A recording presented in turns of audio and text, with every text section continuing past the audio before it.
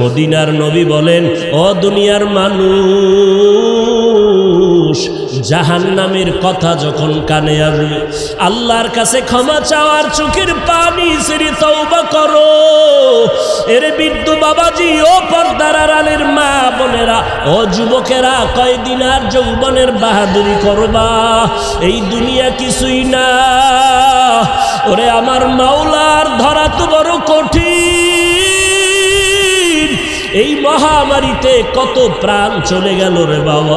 ওই সাদা কাপড়ের প্যাকেট যেদিন হয়ে যাইবা, কে আপন কে পর কেউ সাথে নাই। সবাই জামাটা খুলিয়া বেলেট দিয়া গেঞ্জিটা কেটে রেখে দিবে। ওই মাটির কবরে যখন নিবে, কেমনে তুমি কবরে একা একা থাকবা? আজকে বাতি ছাড়ায় অন্ধকার রুমে একা থাকতে বড় ভয় পাই। ওরে আল্লাহর বান্দারা,